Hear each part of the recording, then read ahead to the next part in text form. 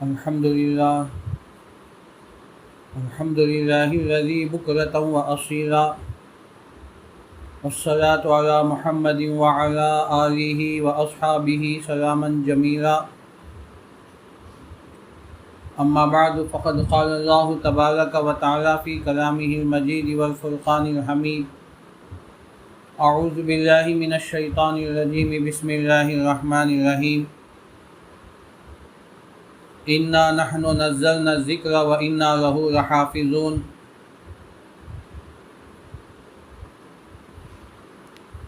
وقال اللہ تبارک وتعالی وَلَقَدْ يَسَّرْنَا الْقُرْآنَ لِلذِّكْرِ فَهَلْ مِن مُدَّكِرٍ قال النبی صلی اللہ علیہ وسلم خیرکم من تعلم القرآن وعلمہ او کما قال علیہ الصلاۃ والسلام۔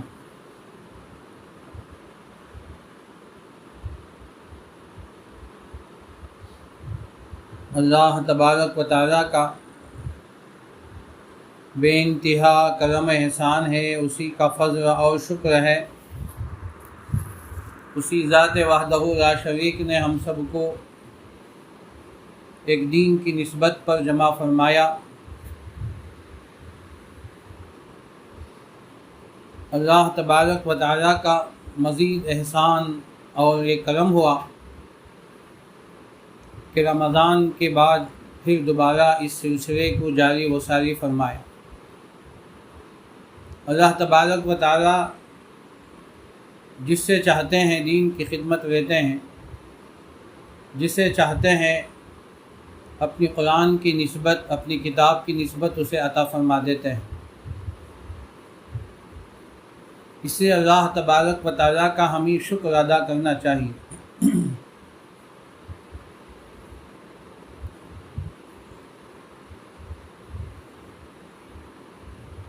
یہ بات سن کر بڑی خوشی ہوئی کہ الحمدللہ ہمارے اس مدرسے میں درس قرآن یا تفسیر قرآن شروع کیا جا رہا ہے۔ یہ بہت اہم پہلو ہے، بہت اہم فکر ہے کہ اللہ تعالیٰ مولانا کو جزائے خیر عطا فرمائے، جنہوں نے اس سلسلے میں انہوں نے فکر کی۔ میری ماں اور بہنیں، یہ کوئی معمولی اقدام نہیں ہے، یہ اللہ تعالیٰ ہی کا کرم ہے اور شکر ہے۔ جیسے مولانا نے مجھے فون میں اطلاع کی تو ایک طرف تو مجھے بے حد خوشی ہوئی کہ الحمدللہ قرآن کا درس مستورات میں شروع ہو، یہ میری برسوں سے تمنا تھی۔ اس سے پہلے الحمدللہ ایک جگہ اس طرح تفسیر ہو رہی تھی، بس وہ کسی وجہ سے بند ہو گئی۔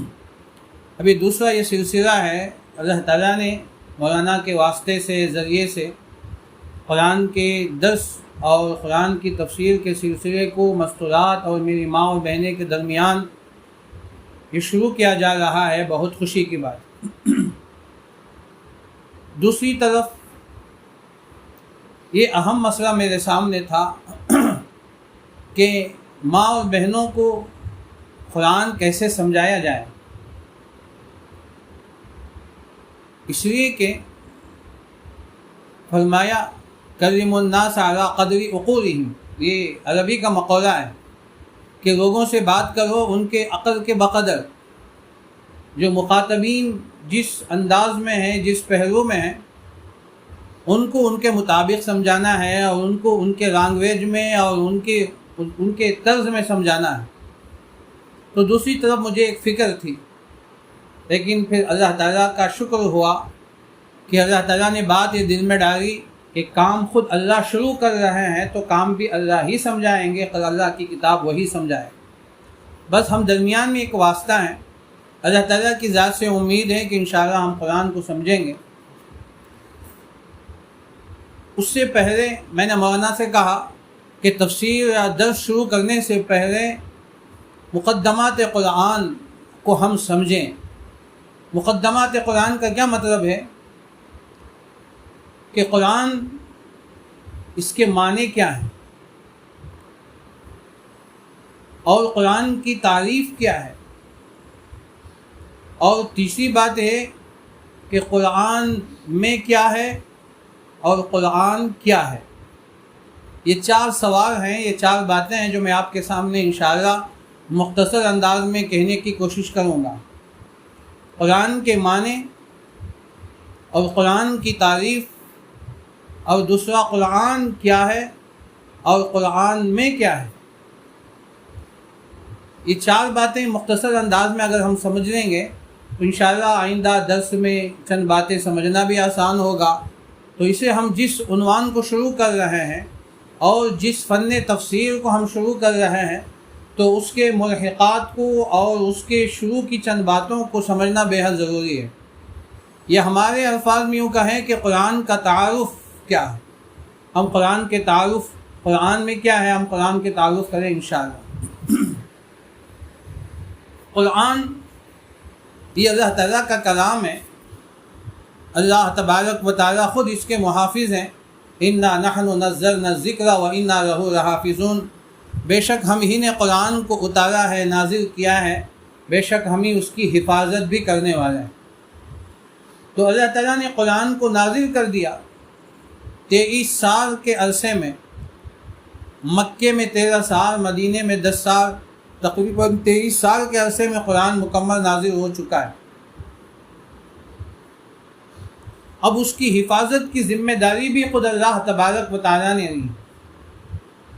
تو اللہ تبارک و تعالیٰ نے حفاظت کے لیے مختلف ذرائع، مختلف راستے اللہ نے بنائے۔ ایک ہی امت کی چھوٹے چھوٹے معصوم بچے اور بچیاں قرآن کے الفاظ کو یاد کر لیتے ہیں، جسے حافظ کہتے ہیں یا حافظہ کہتے ہیں۔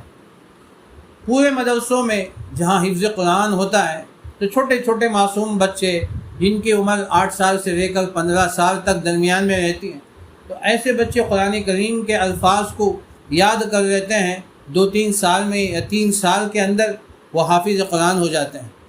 تو یہ قرآن کی حفاظت کا ایک ذریعہ یہ ہے کہ بچے قرآن کے الفاظ کو محفوظ کر لیتے ہیں کہ سورہ فاتحہ سے لے کر سورہ ناس تک، الحمدللہ رب العالمین سے لے کر من الجنۃ والناس کہ پورا قرآن ان کے سینوں میں محفوظ ہو جائے۔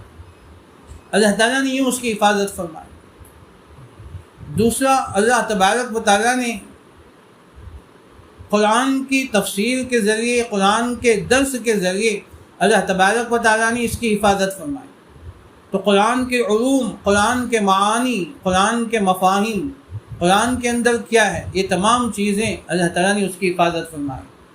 تو جہاں الفاظ قرآن کی حفاظت کی ذمہ داری اللہ نے لی ہے، تو وہیں معانی قرآن، تراجم قرآن اور مفاہیم قرآن کی حفاظت کی ذمہ داری بھی اللہ تعالیٰ کی۔ تو الفاظ قرآن کی حفاظت کی ذمہ داری اللہ تعالیٰ نے چھوٹے چھوٹے معصوم بچوں کے ذریعے سے فرمائی، ان کے سینوں میں من و عن کو محفوظ کر دیا۔ الفاظ قرآن کے بعد تراجم قرآن، قرآن کا ترجمہ، اس کا مفہوم اور اس کی تشریح، اس کی تفسیر اللہ تبارک و تعالیٰ نے علماء کے ذریعے، مفسرین کے ذریعے، محدثین کے ذریعے، فقہا کے ذریعے اللہ تبارک و تعالیٰ نے قرآن کو یوں اس کی حفاظت فرمائی۔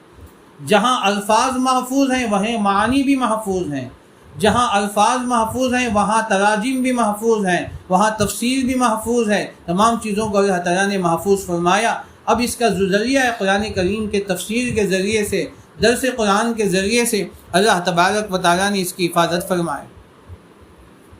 ان کڑیوں میں سے ایک کڑی یہ ہے کہ یہاں جو شروع کیا جا رہا ہے یہ بھی قرآن کی معانی اور تفسیر کی حفاظت کا ایک ادنا سا درجہ ہے کہ اللہ تعالیٰ نے یہاں اس علاقے میں، اللہ تعالیٰ ہمارے ذریعے، ہم سب کے ذریعے اللہ تعالیٰ اس کا حفاظت فرما رہے ہیں۔ اللہ تعالیٰ سے دعا کریں کہ اللہ تعالیٰ اس سلسلے کو تا دم آخر اور تا قیام قیامت اللہ تعالیٰ اس کو جاری و ساری فرمائے۔ اور اللہ تبارک و تعالیٰ سے میری دعا ہے کہ آپ زیادہ سے زیادہ قرآن کے معنی اور تفسیر سے فائدہ اٹھائیں اور اس پر عمل کرنے کی آپ کوشش کریں۔ پہلی بات یہ کہ قرآن، اس کے معنی کیا ہیں؟ اس کے معنی علماء نے بہت سی لکھے ہیں۔ ایک آسان اس کا معنی یہ ہے، قرأ یقرأ فتح یفتح کے وزن پر ہے کہ پڑھنا، قرآن کو پڑھنا۔ قرآن ایک ایسی واحد کتاب ہے جو سب سے زیادہ اس کی تلاوت کی جاتی ہے۔ قرأ یقرأ، اور تلاوت کے معنی بھی آتے ہیں الذین آتیناہم الکتاب یتلونہ حق تلاوتی، وہ لوگ جو قرآن کریم کی تلاوت کرتے ہیں اور اس کے پڑھنے کا حق ادا کرتے ہیں۔ تو قرأ یقرأ کے معنی آتے ہیں کہ پڑھنے کے، پڑھانے کے بھی آتے ہیں، تو پڑھنے اور پڑھانے کے آتے ہیں۔ قرآن کریم وہ واحد کتاب ہے کہ دنیا میں سب سے زیادہ پڑھی جاتی ہے، دنیا میں سب سے زیادہ پڑھائی جاتی ہے، اور قرآن کریم واحد وہ کتاب ہے، قرآن دنیا میں سب سے زیادہ اس کی پرنٹ ہوتی ہے، اس کی چھپائی ہوتی ہے۔ آج تک کوئی کتاب دنیا کے اندر اتنی زیادہ چھپائی نہیں ہوئی، یہاں تک کہ علماء نے لکھا ہے کہ روزانہ لاکھوں کی تعداد میں قرآن چھپتے ہیں اور قرآن اتنے زیادہ بکتے بھی ہیں۔ بہرحال یہ الگ بات ہے۔ تو قرآن قرأ یقرأ کے معنی یہ ہیں کہ سب سے زیادہ قرآن پڑھے جانے والا، تو اسی اس کو قرآن کہا ہے۔ اللہ تبارک و تعالیٰ نے خود فرمایا وَإِذَا قَرَأْتَ الْقُرْآنَ، جب قرآن کی تلاوت کی جائے، وَقُرْآنًا فَرَقْنَاهُ، اور ہم قرآن ہیں، ہم اس کو تھوڑا تھوڑا کر کے پڑھتے ہیں، لِتَقْرَأَهُ عَلَى النَّاسِ، لوگوں میں ہم تھوڑا تھوڑا کر کے قرآن کو پڑھتے ہیں۔ تو یہ قرآن کے معنی ہیں، قرأ یقرأ کے معنی۔ دوسرا معنی قرآن کے دوسرے معنی آتے ہیں، اس کا مادہ ہے قاف را نون، قرانا سے آتے ہیں، ملانے کے، آپس میں ایک دوسرے کو ملانا، آپس میں ایک دوسرے کو جوڑنا، آپس میں ایک دوسرے کو ربط کرنا، آپس میں ایک دوسرے کے ساتھ مربوط کرنا۔ تو اس کے معنی بھی علماء نے لکھے ہیں۔ اب قرآن کریم کے آیات اور الفاظ ایک دوسرے سے ملے ہوئے ہیں، اور ایک قرآن کا مفہوم، آیت کا مفہوم دوسری آیت کے مفہوم سے ملے ہوئے ہیں، قرآن کریم کی ایک صورت کا مفہوم دوسری صورت سے ملے ہوئے ہیں، اور اسی طرح الفاظ قرآن بھی ایک سے دوسرے سے ملے ہوئے ہیں۔ جیسے ذالک الکتاب ہے، کتنی جگہ ہے، یا ایھا الذین آمنوا کتنی جگہ ہے، یا ایھا الناس کتنی جگہ ہے، اور اسی طرح ایک ہی الفاظ کئی مرتبہ اللہ تعالیٰ نے اس کو استعمال فرمایا، اللہ نے اس کو دہرایا ہے۔ تو یہ الفاظ بھی ملے ہوئے ہیں، معانی بھی اس کے ملے ہوئے ہیں، مفاہیم اور اس کی تفسیر بھی ایک دوسرے سے مربوط ہے، اور ایک آیت کا تعلق دوسری آیت سے ہے، ایک صورت کا تعلق دوسری صورت سے ہے، اور اللہ تعالیٰ نے ایک صورت کے جو مفاہیم اس میں بیان فرمائے دوسری صورت میں بھی اسے بیان فرمائے، تو اس لیے اس میں جڑے ہوئے ہیں۔ تو اس کے معنی قرأ یقرأ کے معنی آتے ہیں۔ اور بھی بہت سارے معنی ہیں جو ہم مدرسوں میں طلباء کو پڑھاتے ہیں۔ بہرحال دو باتیں آپ کو اتنا سمجھنا کافی ہوگا۔ قرآن کی تعریف کیا ہے؟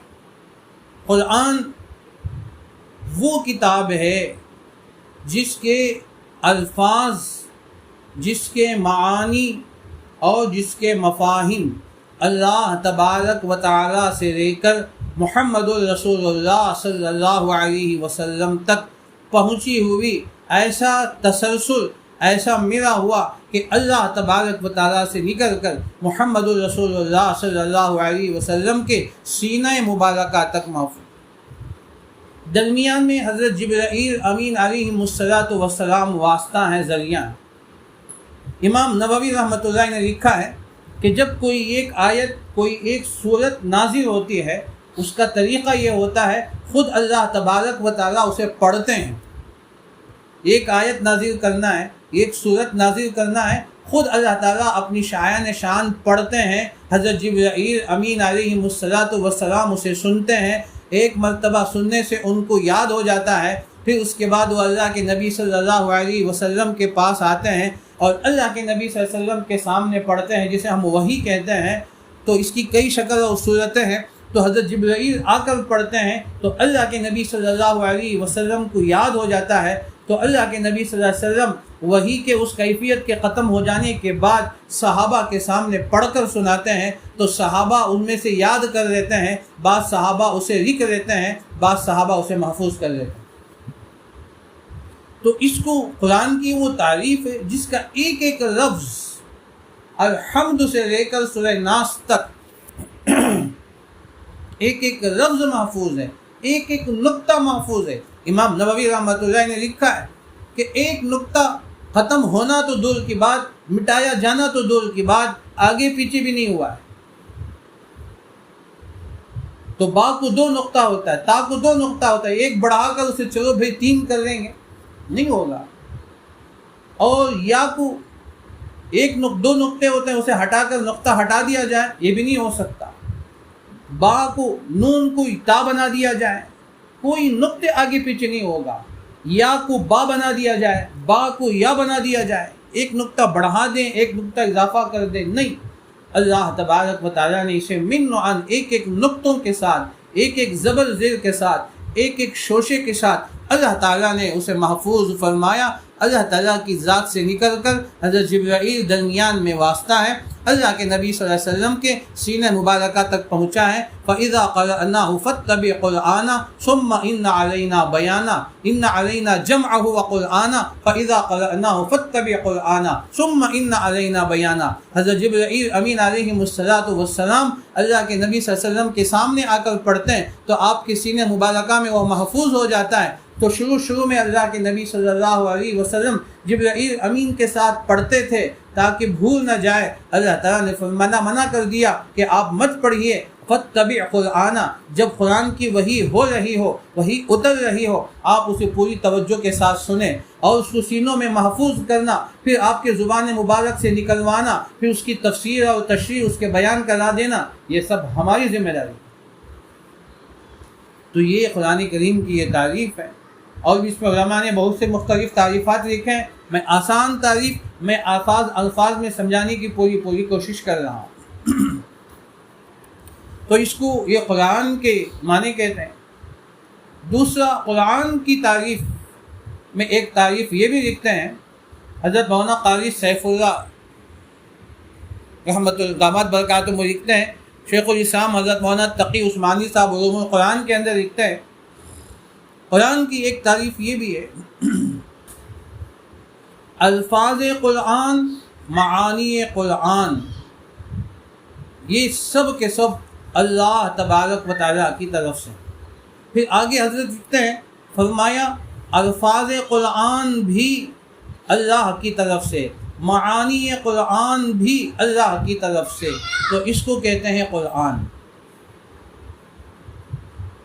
دوسرا فرمایا کہ الفاظ مفہوم قرآن اللہ کی طرف سے، لیکن الفاظ اللہ کے نبی صلی اللہ علیہ وسلم کے ہیں تو وہ حدیث ہو جاتی ہے۔ وحی کی 2 قسمیں ہیں، وحی مطلوع، وحی غیر مطلوع۔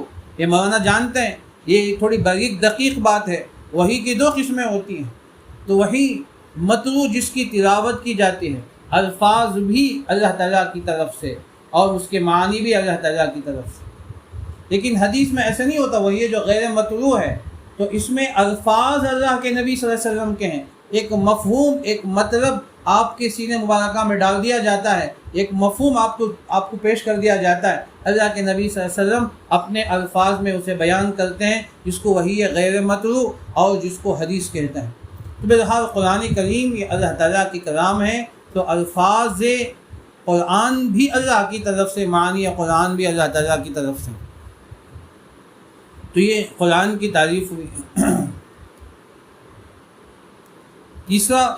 تیسری بات جو ہے کہ قرآن کیا ہے؟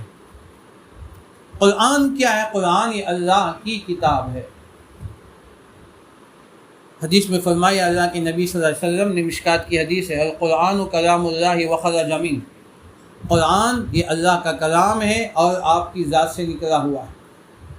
جتنے الفاظ ہیں قرآن کے، یہ سب اللہ تعالیٰ کے ذات سے نکلے ہوئے ہیں۔ القرآن کلام اللہ وخرج منہ، قرآن یہ اللہ کا کلام ہے اور اللہ تعالیٰ کی ذات سے نکلے ہوئے ہیں۔ تو قرآن کیا ہے؟ یہ اللہ تعالیٰ کا کلام ہے۔ جب یہ اللہ کا کلام ہے، جیسے اللہ کی عظمت ہے اسی طرح اللہ تعالیٰ کے کلام کی بھی عظمت ہے۔ جیسے اللہ تبارک و تعالیٰ کی ذات تمام چیزوں سے افضل اور اعلیٰ ہے، آپ سے کوئی اعلیٰ نہیں ہے، آپ سے کوئی افضل نہیں ہے، آپ سے کوئی اکبر نہیں ہے، آپ سے کوئی بڑا نہیں ہے، اللہ ہی اکبر ہے، اللہ ہی سب سے بڑا ہے۔ تو جب اللہ تعالیٰ سب سے بڑے ہیں تو آپ کا قرآن، آپ کے الفاظ یہ بھی سب سے بڑے ہیں۔ ساری کتابوں میں سب سے بڑی کتاب، ساری کتب کے اندر سب سے بڑی کتاب یہ اللہ تعالیٰ کی کتاب۔ تو اس لیے جیسے اللہ تعالیٰ کی عظمت ہمارے دلوں میں ہے تو اللہ تعالیٰ کے کلام کی عظمت بھی ہونی چاہیے. تو اسے فرمایا جب قرآن کی تلاوت ہو تو پوری توجہ کے ساتھ سنو. وَإِذَا پہلے فرمایا کہ قرآن جب شروع کرو تو اعوذ باللہ پڑھو. فَإِذَا قَرَأْتَ الْقُرْآنَ فَاسْتَعِذْ بِاللَّهِ مِنَ الشَّيْطَانِ الرَّجِيمِ. یہ اس کے آداب ہیں. جب قرآن کی تلاوت کی جائے تو شروع کرنے سے پہلے تعوذ اعوذ باللہ پڑھیں، اس کے بعد تسمیہ پڑھیں. اگر کوئی قرآن پڑھ کر سنا رہا ہے، قرآن کی تلاوت ہو رہی ہے، تو وہاں فرمایا سمعوا وَإِذَا قُرِئَ الْقُرْآنُ فَاسْتَمِعُوا لَهُ وَأَنصِتُوا لَعَلَّكُمْ تُرْحَمُونَ. جب قرآن کی تلاوت کی جائے پورے کان لگا کر توجہ سے سنو اور خاموش ہو جاؤ، چپ چاپ ہو جاؤ. لَعَلَّكُمْ تُرْحَمُونَ. الَّذِينَ آتَيْنَاهُمُ الْكِتَابَ يَتْلُونَهُ حَقَّ تِلَاوَتِهِ. اور قرآن کی تلاوت کا حق کیا ہے؟ تو قرآن کی تلاوت کے حقوق علماء نے بہت سے بیان فرمائے ہیں. تو پہلا یہ ہے کہ اس کو پورے الفاظ کے ساتھ، تصحیح اور تجوید کے ساتھ، صفات کے ساتھ، مخارج کے ساتھ، پوری ادائیگی کے ساتھ اس کو ادا کیا جائے، اس کی تلاوت کی جائے. بہرحال یہ لمبی بات ہو جائے گی اسی پر. تو یہ قرآن، یہ اللہ تعالیٰ کی کتاب قرآن کیا ہے؟ چوتھی بات یہ ہے کہ قرآن میں کیا ہے. قرآن میں کیا ہے سمجھنے کے لیے پوری زندگی بھی ناکافی ہے.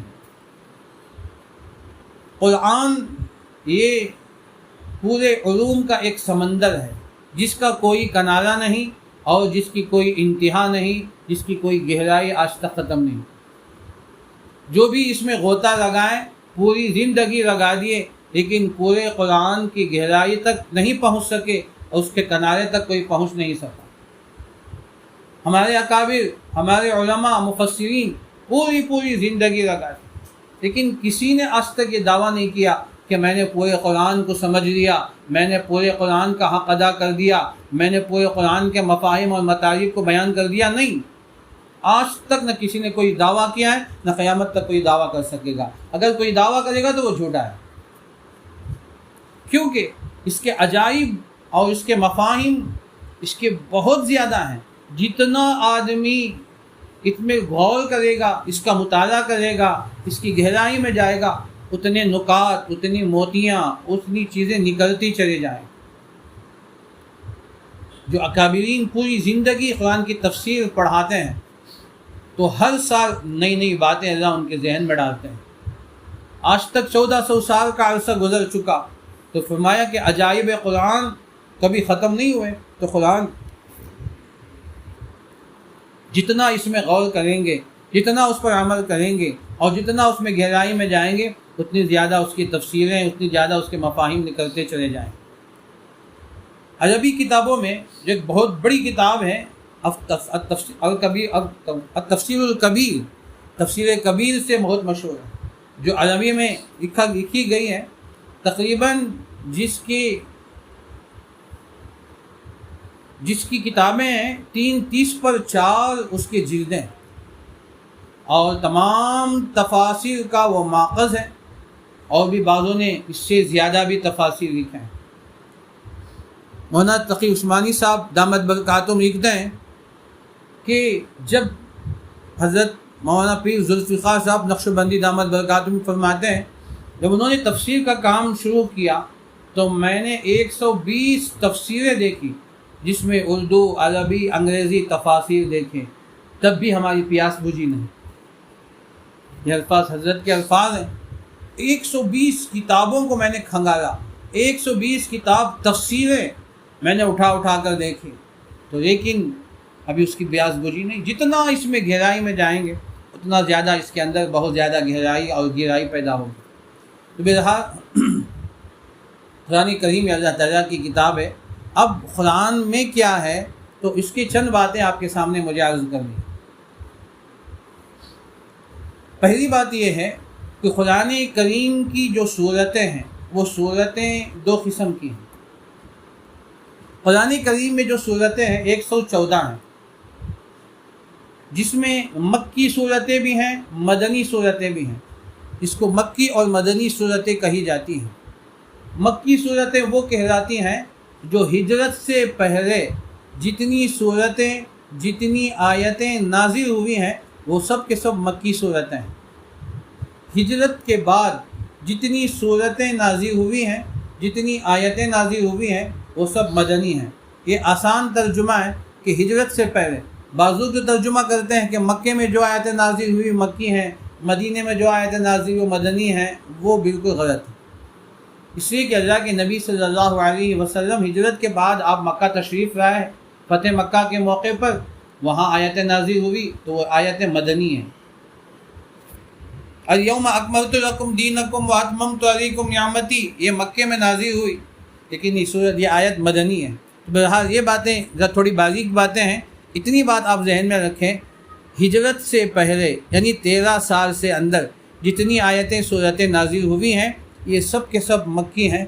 ہجرت کے بعد مدینہ جانے کے بعد 10 سال کے عرصے میں جتنی آیتیں صورتیں نازل ہوئی ہیں وہ سب مدنی کہلاتی ہیں۔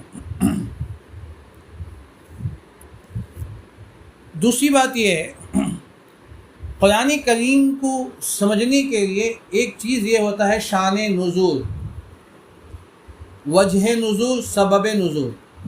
بعض آیتیں جو ہوتی ہیں اس سے پہلے کوئی واقعہ پیش آیا ہوتا ہے، اس واقعے کے بعد اللہ تبارک و تعالیٰ اس واقعے کو ذریعہ اور سبب بنا کر آیت نازل فرماتے ہیں، جس کو عربی میں شان نزول کہتے ہیں۔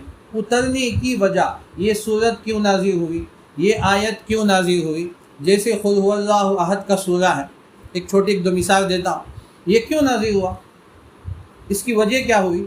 تو ایک مرتبہ کفار مکہ کی ایک جماعت اللہ کے نبی صلی اللہ علیہ وسلم کے پاس آئے اور آ کر کہنے لگے کہ آپ کا خدا کس سے بنا ہوا ہے، آپ اپنے خدا کی صفات بیان کریں، اپنے خدا کے نسب بیان کریں۔ آپ کا خدا نعوذ باللہ کس سے بنا ہوا ہے، لوہے کا ہے، سونے کا ہے، چاندی کا ہے، تانبے کا ہے، المونیم کا ہے۔ ایک دوسرا سوال انہوں نے کیا کہ تمہارا خدا کا باپ کون ہے، تمہارا خدا کا بیٹا کون ہے، اس کی نسب بیان کرو۔ آ کر انہوں نے سوال کیا، یہ وجہ ہے۔ اس کے جواب میں اللہ تبارک و تعالیٰ نے یہ صورت نازل فرمائی، قل هو اللہ احد اللہ الصمد لم یلد ولم یولد ولم یکن لہ کفوا احد۔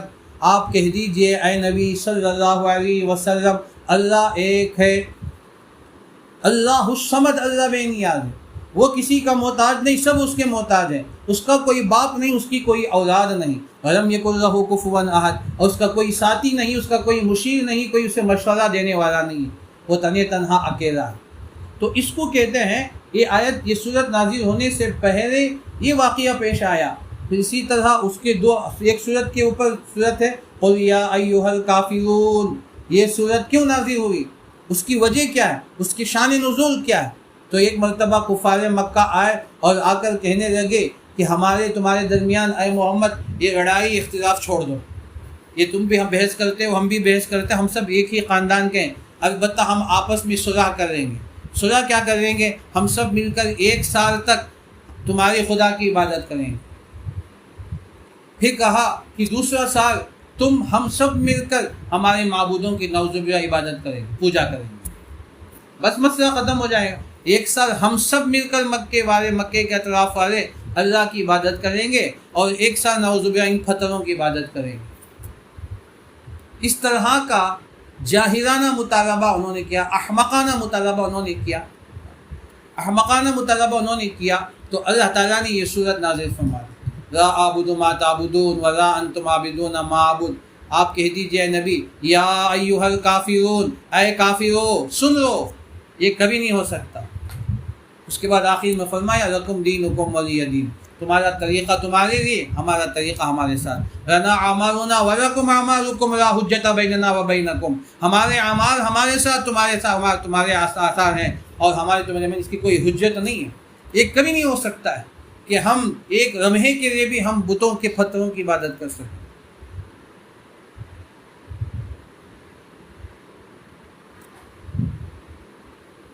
تو اس قسم کے بہت ساری آیتیں ہیں قرآن کریم کے اندر، آیتیں بھی ہیں، صورتیں بھی ہیں۔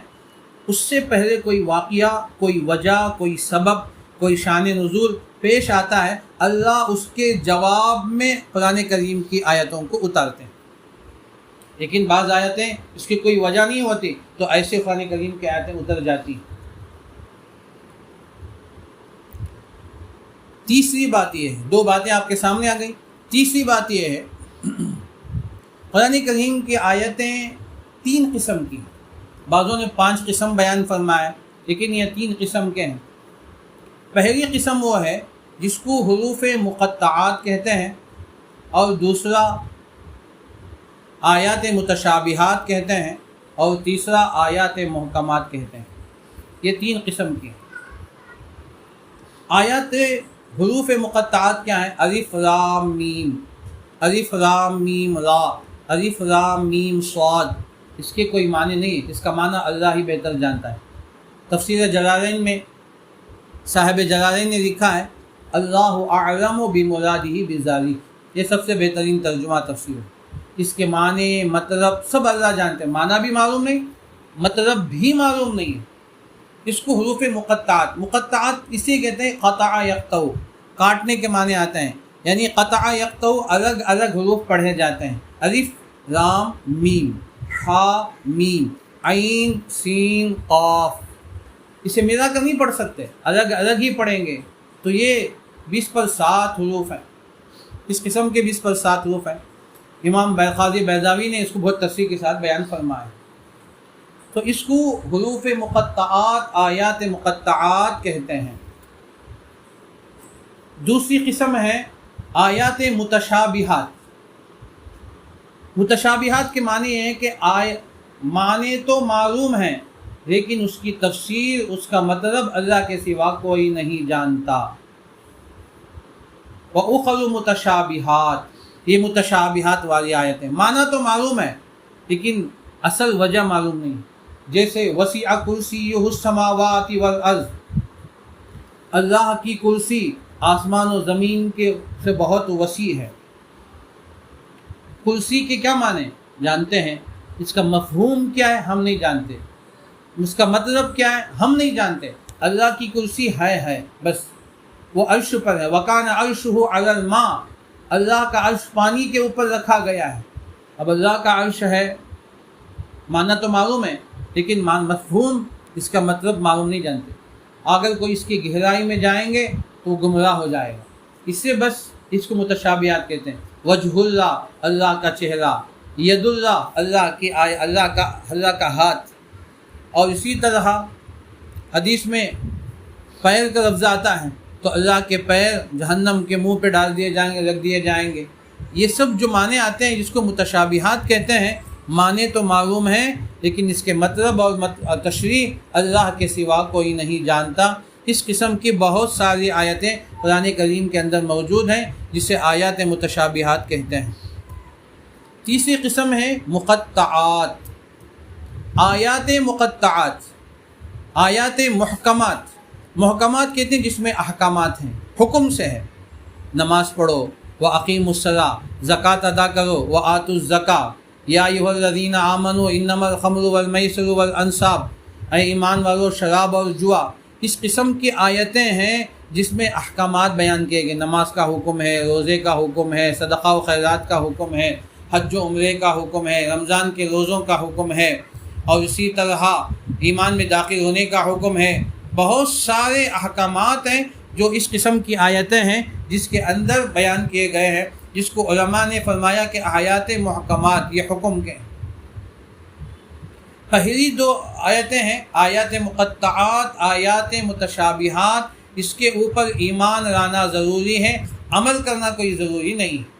بس یہ اللہ کی آیت ہے، اللہ کی کتاب کے اندر اللہ تعالیٰ کی طرف سے منزل من اللہ، اتنا ایمان لانا ضروری ہے۔ اگر ایمان نہیں لائے گا، کسی ایک آیت کا بھی اگر انکار کرے گا تو وہ کافر ہو جائے گا۔ لیکن آیات جو محکمات ہیں، جس میں حکم ہیں، احکامات ہیں، ان کے اوپر عمل کرنا فرض عین ہے۔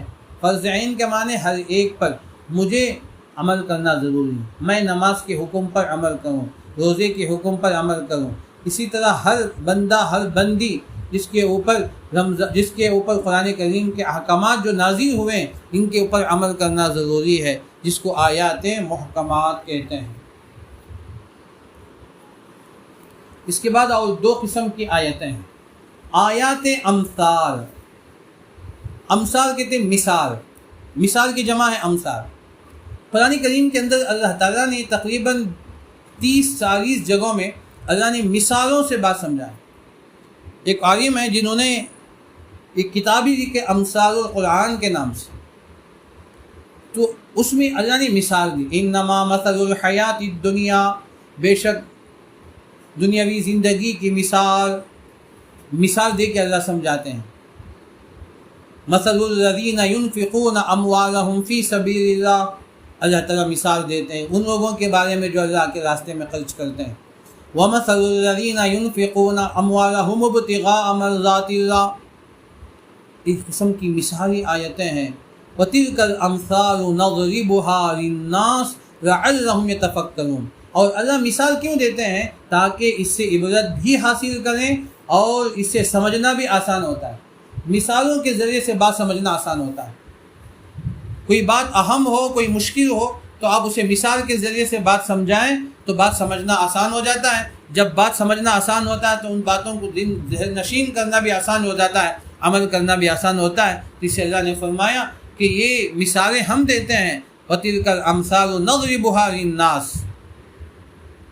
اللہ نے فرمایا كَمَثَلِ الْعَنكَبُوتِ مَثَلُ الَّذِينَ اتَّخَذُوا مِن دُونِ اللَّهِ أَوْلِيَاءَ كَمَثَلِ الْعَنكَبُوتِ، اللہ تعالیٰ نے ایک مکڑی کی مثال دی، کہیں مچھر کی مثال دی، کہیں مکھی کی مثال دی۔ یا ایھا الناس ضرب مثل فاستمعوا له ان الذين تدعون من دون الله لن يخلقوا ذبابا والله لا يستحيي من الحق، اور اللہ تعالیٰ مثال پیش کرنے سے شرماتے نہیں ہیں۔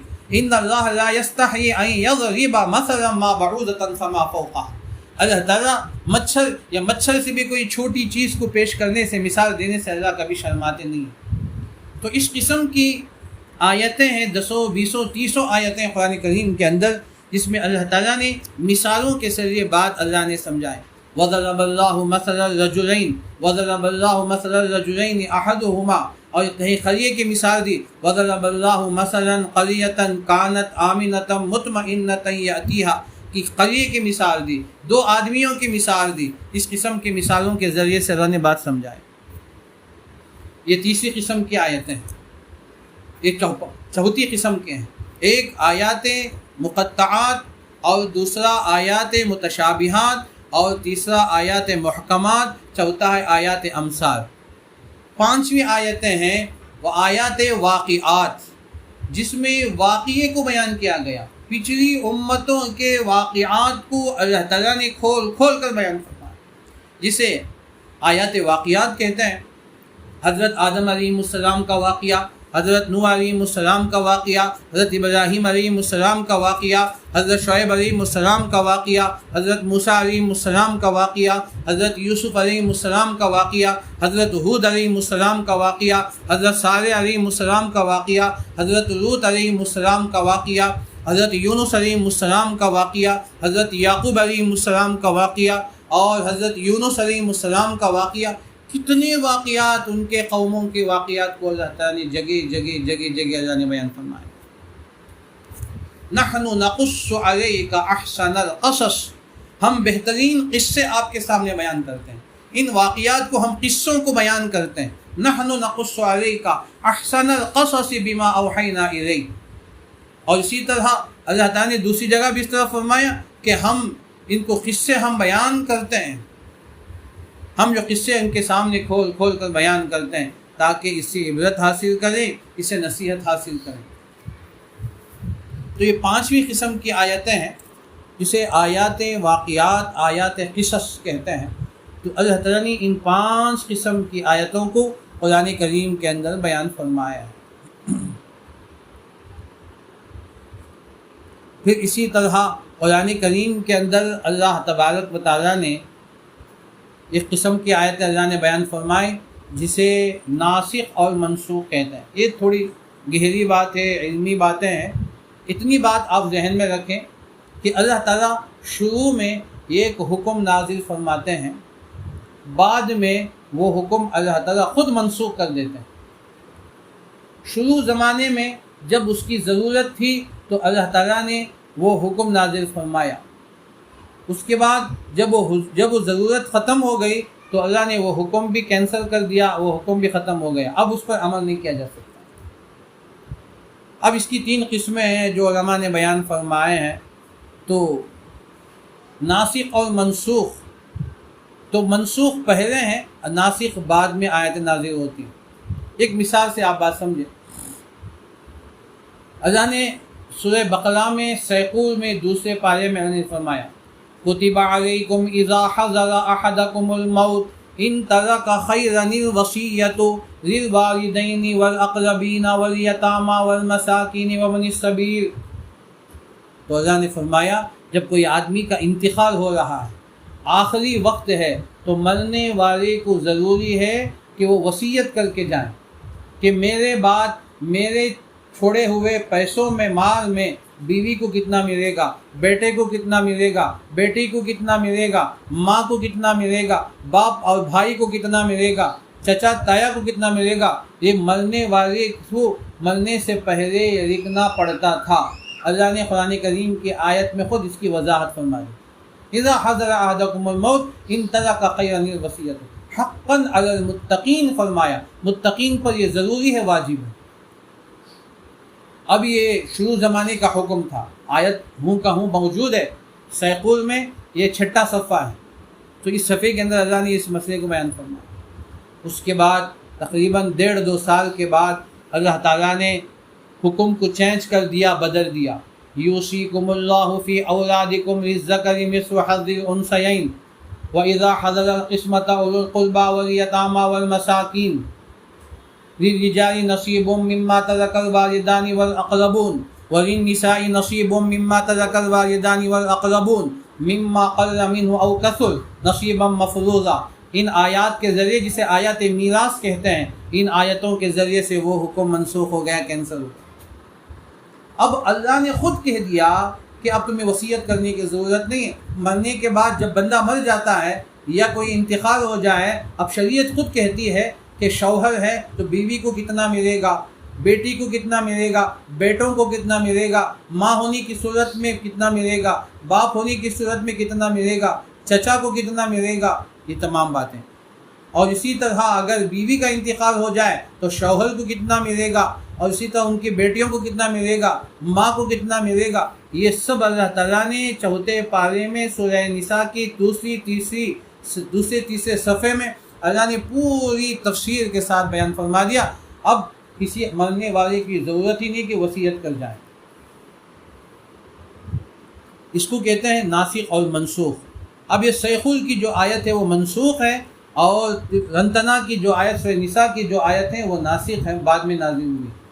اب اللہ تعالیٰ نے کہا کہ مرنے والا آرام سے اطمینان کے ساتھ مر جائے، شریعت خود تقسیم کر دے گی۔ اس قسم کے تقریباً 17، بعض کہتے ہیں کہ 23 آیتیں، احکامات ایسے جو ناسخ اور منسوخ ہوئی ہیں۔ اس میں تھوڑا مفسرین کا اختلاف ہے، 23 کہتے ہیں، بعض کہتے ہیں کہ 22، بعض کہتے ہیں کہ 17-18 ہے۔ تو اس قسم کی آیتیں ہیں جو پہلے حکم تھا، بعد میں اسے منسوخ کر دیا گیا، تو اس کو ناسخ اور منسوخ کہتے ہیں۔ تو یہ چند باتیں میں نے آپ کے سامنے عرض کی ہیں۔ تو اسے قرآن میں کیا ہے تو اس کو سمجھنے کے لیے بے حد ضروری ہوتا ہے۔ یہ چند باتیں اگر ہم ذہن میں رکھیں گے تو پھر اس کو تفسیر کرنا اور اس کو سمجھانا بہت ہی آسان ہوتا ہے۔ اب اس جگہ ہم بتائیں گے کہ بھئی یہ حکم منسوخ ہے، اور کبھی ایک آیت ہم پڑھتے ہیں وہ حکم منسوخ ہو چکا ہوتا ہے، اب کہتے ہیں کہ یہ تو قرآن میں ہے تو اس پر عمل کرنا چاہیے۔ جب حکم منسوخ ہو گیا ہے تو پھر عمل کرنے کی ضرورت نہیں ہے، لیکن آیات موجود ہیں۔ اب یہ ناسخ اور منسوخ کیوں ہے؟ اللہ تبارک و تعالی حکیم ہے، ما ننسخ من آیت او ننسها نأتی بخیر منها او مثلها۔ اللہ تعالیٰ فرماتے ہیں ہم کسی آیت کو نہ منسوخ کرتے ہیں نہ بھلاتے ہیں، مگر اس سے بہتر یا اس جیسی کوئی آیت اس کے بدلے میں اللہ لے کر آتے ہیں۔ کیوں؟ الم تعلم ان اللہ علی کل شیء قدیر، کیا تم نہیں جانتے اللہ ہر چیز پر قادر ہے؟ اللہ کو قدرت ہے، اللہ کو اختیار ہے، وہ جب چاہے جسے چاہے اللہ تعالیٰ منسوخ کر دے، جسے چاہے کینسل کر دے۔ اس کو سمجھنے کے لیے ایک آسان مثال یہ ہے، ایک آدمی سخت بیمار ہو گیا، اچانک دل کا دورہ پڑا یا خدا نہ کرے کچھ اور بیمار ہو گیا تو فوراً اسے ایمرجنسی میں لے کر جاتے ہیں۔ ایمرجنسی میں چاروں طرف اسے دوائی دی جاتی ہے، گلوکوز بھی چڑھ رہا ہے اور اس کا سانسیں بھی دیکھی جا رہی ہیں، دل کی حرکت کو بھی نوٹ کیا جا رہا ہے اور اس کی سانس لینے کی حرکت کو بھی دیکھا جا رہا ہے۔ تمام گویا ڈاکٹروں کی، نرسوں کی ایک ٹیم بالکل اسے دیکھتی ہیں۔ ایک دم ایمرجنسی ہوتا ہے اور وہاں جو دوائیں، جو انجیکشن، جو گلوکوز، جو کچھ بھی دی جاتی ہے ایک دم پاورفل ہوتا ہے، ایک دم ٹھوس قسم کے ہوتے ہیں تاکہ بندہ خطرے سے باہر نکل جائے، ایمرجنسی سے باہر نکل جائے، نارمل ہو جائے۔ کبھی 1 دن کبھی 2 دن تک اسے رکھتے ہیں، اس کے بعد ڈاکٹر کہتے ہیں نا کہ ابھی 10 گھنٹے تک نہیں کہا جا سکتا، آج نہیں کہا جا سکتا، تو اس کے بعد ڈاکٹر آ کر کہتے ہیں کہ اب خطرے سے کوئی بات نہیں، اب ڈرنے کی کوئی بات نہیں، اب وہ بات ٹھیک ہوگی۔ تو یہ ڈاکٹر دوائیوں کو استعمال دیتے ہیں۔ اب جب ٹھیک ہو جاتا ہے اس کے بعد مریض کو وہاں سے وارڈ میں لے کر آتے ہیں، نارمل وارڈ میں لے کر آتے ہیں۔ اب وہی ڈاکٹر آ کر کہتا ہے کہ اب یہ دوائیں سب ختم کرو، اب ہی نہیں، جتنی دوائیں سب ختم ہیں۔ اس کے بعد پھر نئے طریقے سے دوا لکھتے ہیں۔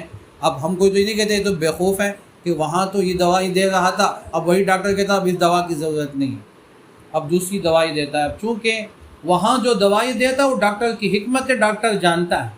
الم تعلم ان اللہ علی کل شیء قدیر، کہ اللہ بھی نہیں جانتے کہ پہلے کیا حکم تھا نازل ہونا تھا، اللہ بھی جانتے ہیں۔ اب حالات بدل گئے، اب ایمرجنسی سے نکل کر، مکی دور میں ایمرجنسی کا دور تھا، اب وہاں سے نکل کر مدینہ آ گئے، اب احکامات بدلتے شروع ہوئے۔ تو اسی طرح اللہ تبارک و تعالیٰ شروع میں بعض احکامات کو نازل فرمائے، بعد میں اللہ تبارک و تعالیٰ نے اسے منسوخ فرما دیا۔ ایک اور مثال دے کر بات ختم کر دیتا ہوں کہ شروع میں 5 وقت کی نمازیں فرض نہیں ہوئی تھی، صرف رات کا قیام فرض تھا۔ یا ایھا المزمل قم اللیل الا قلیلا نصفہ او انقص منہ قلیلا او زد علیہ ورتل القرآن ترتیلا، یہ حکم تھا۔ واقیموا الصلاۃ وآتوا الزکاۃ، یہی حکم تھا سورہ مزمل کی۔ اب جو بھی مسلمان ہوتا تھا بھائی رات بھر نماز پڑھو، آدھا حصہ رات کا، کچھ حصہ رات کا، ایک حصہ، 1/3 2/3، اتنا چاہے پڑھو پھر سو جاؤ۔ یہاں تک کہ معراج کے واقعے میں 5 وقت کی نمازیں فرض ہو گئی۔ اب 5 وقت کی نمازیں آ گئی، اس کے اوقات متعین ہو گئے، اس کا وقت متعین ہو گیا کہ فجر کا وقت یہ ہے، ظہر کا وقت ہے، عصر کا، مغرب عشاء کا وقت یہ ہے۔ اب 5 وقت کی نمازیں آ گئی۔ اب یہ جو تہجد کی نماز تھی، قیام اللیل تھی، وہ حکم منسوخ ہو گیا۔ حکم سے مراد، حکم تو باقی ہے، فرضیت منسوخ ہو گئی۔ فمن شاء فلیؤمن فمن شاء فلیفعل ومن شاء فلیصلی ومن شاء فلم لم یصلی، جو چاہے نماز پڑھے، جو چاہے چھوڑے، فرضیت اور اس کے منسوخ ہو گئی۔ اب یہ نفل کے درجے میں آ گئے۔ اسی طرح رمضان کے روزے آنے سے پہلے عاشورے کے روزے فرض تھے۔ جب رمضان کے روزے آ گئے، فمن شہد منکم الشہر فلیصم، تو اب فمن شاء فلیصم ومن شاء فلیفطر، اور جو چاہے روزہ رکھے، جو چاہے روزہ چھوڑ دے۔ تو یہ ناسخ منسوخ ہیں۔ تو اللہ تبارک و تعالیٰ کی حکمت ہے۔ اور بھی بہت سی باتیں ہیں جو میں نے صرف آپ کے مناسبت سے کلم الناس علی قدر عقولہم کے تحت میں نے اپنے الفاظ میں سمجھانے کی پوری کوشش کی ہے۔ اللہ تعالیٰ کی ذات سے امید ہے کہ اللہ تعالیٰ آپ کو یہ بات سمجھا دیں اور عمل کی بھی توفیق عطا فرمائے۔ اللہ تعالیٰ کی ذات سے پوری امید ہے، جو سلسلہ نورانی سلسلہ شروع ہوا ہے، اللہ تعالیٰ تا قیامت جاری و ساری فرمائے، ہم سب کو اس پر عمل کرنے کی توفیق عطا فرمائے۔ اللہ ہمیں قرآن کی عظمتیں، نسبتیں ہمیں نصیب فرمائے، ہمیں قرآن سے بے حد عشق پیدا